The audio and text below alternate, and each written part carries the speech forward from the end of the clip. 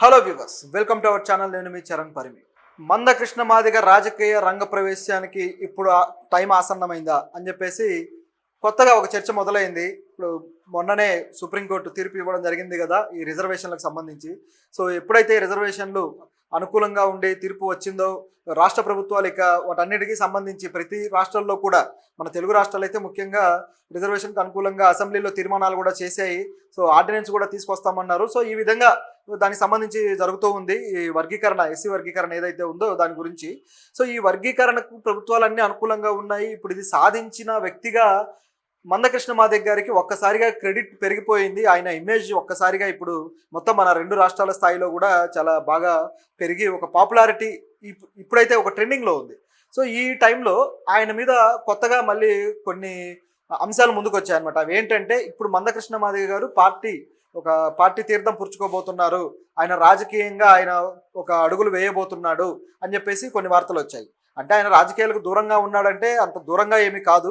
ఆయన పోరాటం చేస్తున్న పార్టీ తరపు నుంచి కూడా కొన్ని పార్టీలకు మద్దతు తెలియజేస్తూ రావడము, ఏదైతే ఎంఆర్పిఎస్ ఉందో ఎంఆర్పిఎస్ నుంచి కొన్ని పార్టీలకు మద్దతు తెలియజేస్తూ వచ్చాడు. గతంలో ఆయనే ఒక పార్టీ కూడా తీసుకొచ్చాడు. సో బహుజనులకు సంబంధించి ఒక పార్టీ తీసుకొస్తే అది కూడా పెద్దగా పాపులారిటీ రాలేదు. దాంతో ఆయన ఆ పార్టీ ఇక ఉనికిలో లేకుండా పోయింది. సో ఈ విధంగా ఆయన రాజకీయ ప్రయత్నాలు గతంలోనే జరిగాయి, కానీ పెద్దగా పారలేదు. కేవలం ఒక వర్గానికి సంబంధించిన నాయకుడుగానే ఆయన్ని చూడడము, అలాగే ఈ వర్గం కూడా వాళ్ళకు ఎవరైతే రాయితీలు ఇస్తారో ఆ పార్టీల వైపు వెళ్ళడము, ఆ వర్గం అంతా కూడా ఇది ఇక్కడే చీలికలు ఉన్నాయి, దళితుల్లోనే చాలా చీలికలు ఉన్నాయి కాబట్టి ఆయనకు ఒక లీడర్గా మద్దతు తెలుపుతూ ఒక పార్టీని నిలబెట్టుకునే స్థాయిని ఆయన అనుచరులు క్రియేట్ చేయలేకపోయారు. సో దాంతో ఆ పార్టీ వెనకడుగులో పడిపోయి చివరికి ఉనికి లేకుండా పోయింది. ఇదొక ఎత్తు అయితే తర్వాత నుంచి కూడా ఆయన మళ్ళీ తన యథావిధిగా ఎంఆర్పిఎస్ పోరాటం ఏదైతే ఉందో ఈ మాదిగ రిజర్వేషన్ వర్గీకరణ, సో దీనికి సంబంధించి ఎప్పటి నుంచో అడుగుతూ రావడము, అనేక పోరాటాలు చేయడము, మొత్తానికి 30 సంవత్సరాల తరువాత ఇప్పుడు కోర్టు అనుకూలమైన తీర్పు ఇవ్వడం జరిగింది. సో దీంతో ఆయన ఇమేజ్ పెరిగింది కాబట్టి కొన్ని పార్టీలు ఆయన గాలం వేస్తున్నాయనేది ఇప్పుడున్న వార్త. గతంలో అయితే చంద్రబాబు గారు ఆయనకి ఈ రిజర్వేషన్కి సంబంధించి ఆ వర్గీకరణ చేసి ఆయన పరిపాలనా కాలంలో 4 ఏళ్ల పాటు ఆయన ఉద్యోగాలు ఇవ్వడం జరిగింది. ఆ టైంలో దాదాపు 22,000 ఉద్యోగాలు వచ్చాయి మాకు అని చెప్పేసి ఆయన మందకృష్ణ గారు కూడా నిన్న స్పీచ్లలో తెలియజేయడం జరిగింది. సో దీన్ని బట్టి చూస్తే ఆ పార్టీకి అనుకూలంగా ఉన్నాడు కాబట్టి మొదటి నుంచి చంద్రబాబు గారే దీనికి ఈ రిజర్వేషన్ ఏదైతే వర్గీకరణ ఉందో దీనికి దన్నుగా ఉండి నడిపించాడు కాబట్టి ఆయనకు మద్దతు తెలియజేస్తాడేమో, లేకపోతే ఆయన పార్టీలోకి చేరతాడేమో అన్న ఊహాగానం అయితే ఒకవైపు జరుగుతూ ఉంది.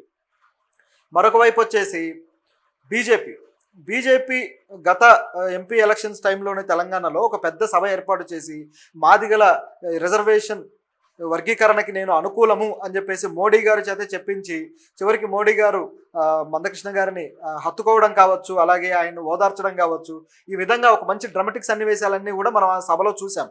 సో దాన్ని బట్టి చూస్తే అప్పుడే చెప్పేశారు ఆయన సభలోనే, ఇప్పుడు బీజేపీకి మేము మద్దతు ఇస్తున్నామని డైరెక్ట్గానే చెప్పడం జరిగింది. ఆయన మొదటి నుంచి కూడా మందకృష్ణ గారు ఒకటే స్టాండ్లో ఉన్నారు, ఏ పార్టీ వర్గీకరణకు అనుకూలంగా ఉంటే వాళ్ళకు మేము మద్దతు ఇస్తాము అని. సో అలా నడిపించుకుంటూ వచ్చారు. చివరికి బీజేపీ అయితే వర్గీకరణకు అనుకూలంగా ఉంది. ఆయన ఇచ్చిన అష్యూరెన్స్ వల్లే ఏమో ఇప్పుడు ఆ తీర్పు కూడా సుప్రీంకోర్టులో ఇంత పాజిటివ్గా రావడానికి కారణమైంది. యాక్చువల్గా ఈ తీర్పు వేరే చిన్నయ్య వర్సెస్ పంజాబ్ కేసుకి సంబంధించి నడిచిన తీర్పులో ఈ తీర్పు అయితే వచ్చింది. పంజాబ్లో కూడా ఇలాగే ఎస్సీలు ఉన్నారు కదా, అయితే అందులో సిక్కులోని ఎస్సీలు సిక్కు అందరూ కూడా ఏవైతే దళిత వర్గాలు ఉన్నాయో ఇవన్నీ కూడా వేరు వేరు మతాల్లోకి వెళ్ళిన సందర్భం ఉంది కాబట్టి అందులో కూడా ఈ సిక్కుల్లో ఉన్న ఎస్సీలు, అలాగే ఇతర వర్గాల్లో ఉన్న ఎస్సీలు, సో వీళ్ళందరినీ కలుపుకొని ఇది రిజర్వేషన్ అమలు చేస్తామని పంజాబ్ ప్రభుత్వం గతంలోనే చెప్పడము, తర్వాత అది మళ్ళీ కోర్టు దాకా వెళ్ళడము, కోర్టు విచారణలో ఈ విధమైన తీర్పు అయితే వచ్చింది. సో ఇదంతా ఒక పాజిటివ్ యాంగిల్ అయితే దీనికి సంబంధించిన క్రెడిట్ మొత్తం కూడా మందకృష్ణ గారి ఖాతాలో పడింది. కానీ ఈ మాదిగ రిజర్వేషన్ పోరాట సమితి కూడా 2 వర్గాలుగా విడిపోయి ఉంది కాబట్టి ఒక వర్గం మాత్రం కేవలం ఆయనకే ఇవ్వడానికి లేదు, ఇది 30 ఏళ్ళుగా అనేక మంది పోరాడింది అని చెప్పేసి ఒకవైపు వాళ్ళు చెబుతూ వస్తున్నారు. అంటే ఆయనకు వచ్చిన క్రెడిట్ని తగ్గించే ప్రయత్నం చేస్తూ ఉన్నారు. సో ఇదొక పద్ధతి కనిపిస్తుంది. మరొక వైపు చూస్తే మాల మహానాడు కూడా మొదట్లో కొంత ఖండించింది, తర్వాత ఇప్పుడు చూస్తే కొంతమంది నాయకులు మాత్రమే దాన్ని కాస్త వ్యతిరేకిస్తూ అటు ఇటుగా ఉన్న పరిస్థితి అయితే ఉంది. తెలంగాణ నుంచి కొంతమంది నాయకులు అదేవిధంగా అంటే పూర్తి స్థాయిలో వ్యతిరేకించే పరిస్థితి లేదు, అదేవిధంగా అంగీకరించే పరిస్థితి లేదనమాట. అంటే వీళ్ళు కూడా దళిత సామాజిక వర్గానికి సంబంధించిన వాళ్ళే. సో దీనికి సంబంధించిన డిస్ప్యూట్ ఏంటి అనేది ఆల్రెడీ నేను గత వీడియోలో చేశాను, సో అది చూడండి. సో ఇది ఇలా ఉంది. అయితే ఈ నాయకులు ఎవరు, ఎందుకు దీన్ని వ్యతిరేకిస్తున్నారు మరి వీళ్ళు ఇప్పుడు ఈయన రాజకీయ ప్రవేశాన్ని ఏమన్నా టీడీపీలో అడ్డుకుంటారా, లేకపోతే ఆయన వేరే పార్టీలో మారబోతుంటే, ఎందుకంటే ఆయన తెలంగాణ నుంచే ఉన్నాడు కాబట్టి ఇక్కడ పార్టీ ఏదైతే ఉనికిలో ఉందో, ఏదైతే ముందుకు వెళుతుందో దాన్ని చూసి ఆయన చూస్ చేసుకుంటాడు కాబట్టి ఎక్కువగా ఉన్న అవకాశం ఒకటే పార్టీ, జాతీయ పార్టీ. అది ఆయన సభలో ఏ పార్టీ నుంచి అయితే హామీ తీసుకున్నాడో, ఎవరైతే ఆయన ఓదార్చారో ఆ మోడీ గారి పార్టీ బీజేపీ. సో బీజేపీలోకి ఆయన వెళ్తున్నాడు అనేది ఇప్పుడున్న వార్త. అయితే ఇది ఇంకా కన్ఫర్మేషన్ కాదు, ఇవి కేవలం వార్తలు మాత్రమే. అయితే దీంట్లో పాసిబిలిటీస్ ఏంటి అనేది మన చర్చ. సో దీని ప్రకారం చూస్తే టీడీపీకి వెళ్ళడం అనేది మనకి ఇప్పుడు తేలిపోతుంది.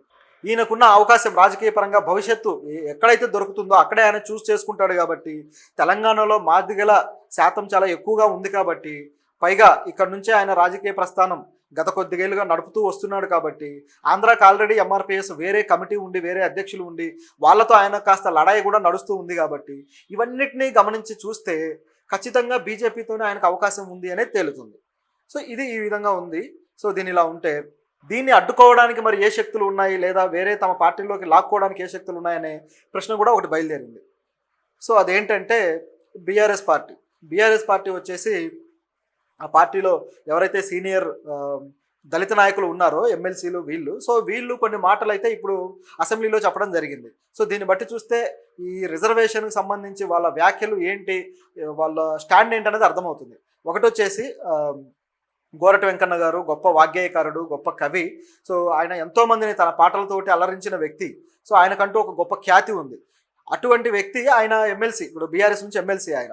సో ఆయన ఏమన్నారంటే, ఈ రిజర్వేషన్కి మేము వ్యతిరేకమేం కాదు, కానీ ఈ రిజర్వేషన్ల పేరుతో మాలలకు అన్యాయం చేయొద్దు అని చెప్పేసి ఆయన ఒక స్టాండ్ తీసుకున్నారు.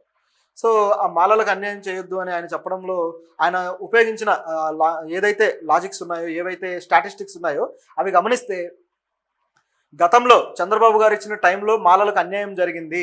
అప్పట్లో మాలలకి కేవలం మాదిగలకి మధ్య జనాభా శాతం కేవలం 5% తేడా ఉంది, కానీ మాలల జనాభా శాతం కన్నా తక్కువగా వాళ్ళకి ఉద్యోగాలు కల్పించడం జరిగింది.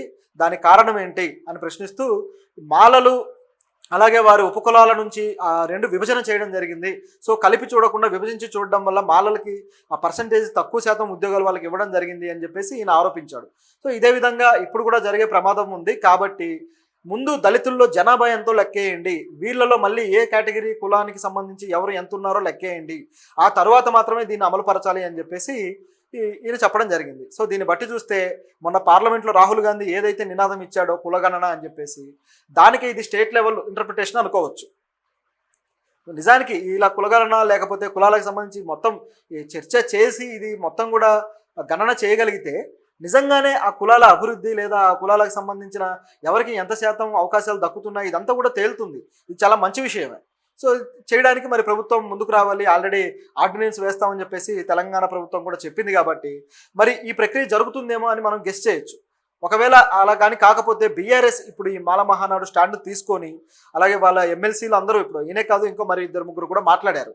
సో వీళ్ళందరూ ఆ స్టాండ్లో ఉండి గట్టిగా వాదించే అవకాశం అయితే లేకపోలేదు. అయితే ఇదంతా మందకృష్ణ గారికి ఏ విధంగా రివర్స్ కాబోతుంది అంటే, ఇప్పుడు ఆయన బీజేపీ పార్టీలోకి వెళ్తాడన్న అంచనాలో ఉన్నారు కదా. అయితే సో దీనివల్ల మళ్ళీ ఈ పోరాటం ముదిరి మరో విధంగా రూపుదిద్దుకునే అవకాశం ఉందా అనే చర్చ అయితే బయలుదేరింది. సో మళ్ళీ వీళ్ళు ఎవరైతే ఎమ్మెల్సీలు ఉన్నారో వీళ్ళు దీన్ని గట్టిగా పట్టుకొని సో ఇబ్బంది కలిగించే పరిస్థితి అయితే కనిపిస్తుంది అనే చర్చ ఉంది. మరి ఇది ఎంతవరకు అవుతుందో చూడాలి. అయితే దీంట్లో ఇప్పుడు ఈయన నిజంగా బీజేపీలోకి వెళ్తాడా లేదా అనే దాంట్లో మనకు ఒక క్లారిటీ అయితే దొరికింది. అదేంటంటే ఆయన బీజేపీలో కూడా వెళ్ళట్లేదు అని. ఆయనకు అయితే అవకాశం ఉంది, చాలామంది ఊహాగానాలు చేస్తున్నారు, కానీ వెళ్ళట్లేదు అని క్లారిటీగా చెప్పేయచ్చు. ఎందుకంటే ఆయన నిన్న నిన్న ఈవినింగ్ అనుకుంటా ఒక మీడియా సంస్థతో మాట్లాడుతూ, మీరు ఈ నల్ల కండువ ధరించారు కదా ఇప్పటిదాకా ఈ పోరాటంలో భాగంగా, సో ఇక మీద ఏ పార్టీ కండువ కప్పుకోబోతున్నారు అని చెప్పేసి ఆ మీడియా ప్రతినిధి అడిగినప్పుడు ఈయన ఏం చెప్పారంటే, నేను ఇక మీదట కూడా నల్ల కండువతోనే ఉంటాను, ఏ పార్టీ కండువ కప్పుకోవడం లేదు, సో నేను ఏ పార్టీలో చేరడం లేదు అని చెప్పేసి మందకృష్ణ మాదిగ గారు క్లియర్గా చెప్పారు. అయితే ఇది ఇప్పుడు నేను ఇంకా పోరాడతాను, కేవలం ఈ ఏదైతే ఉందో ఈ రిజర్వేషన్ పోరాట సమితి కేవలం ఇంతవరకే పరిమితం కాకుండా దీనివల్ల మరిన్ని మేలు జరిగే అవకాశం ఉంది. అదేంటంటే ఇప్పటిదాకా దళితులు విడివిడిగా ఉన్నారు, సో ఇక మీదట ఈ రిజర్వేషన్ అనేది ఒక గోళ వెళ్ళిపోతే అందరూ కలిసిపోతారు. సో దళిత వర్గాలు ఏవైతే ఉన్నాయో వీళ్ళందరూ కలిసి సమైక్యంగా ఉమ్మడి సమస్యలు ఏవైతే ఉన్నాయో వాటి మీద పోరాడడానికి మేము మా సంస్థల ద్వారా రెడీగా ఉన్నాము. కాబట్టి నేను వేరే ఏ పార్టీలోకి వెళ్ళిపోయి సో ఆ పార్టీ తీర్థం పుచ్చుకొని వాళ్ళ స్ట్రాటజీ ప్రకారం పనిచేయడం కాకుండా ఈ ప్రకారమే నేను పనిచేస్తాను అన్నట్లుగా ఆయన చెప్పారు. సో ఇది చాలా గొప్ప ఆలోచన. ఒక ప్రజానాయకుడికి కావాల్సిన ఆలోచన ఇదే. కేవలం పదవుల కోసమో లేకపోతే మరొక రాజకీయ లబ్ధి కోసమో ప్రజలను అడ్డం పెట్టుకొని, కులాన్ని అడ్డం పెట్టుకొని రాజకీయం చేసిన వాళ్ళు ఉన్నారు.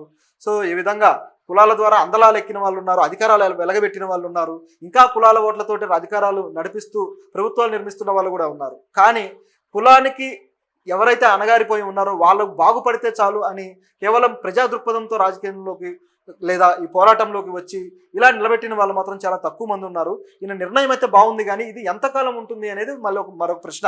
ఎందుకంటే ఈయనకు ఒక మంచి మైలేజీ వస్తుంది. సో ఈ మైలేజీలో ఆయన ఆలోచన మార్చుకుంటారా లేకపోతే ఇదే విధంగా కొనసాగుతారా మనం చూడాలి.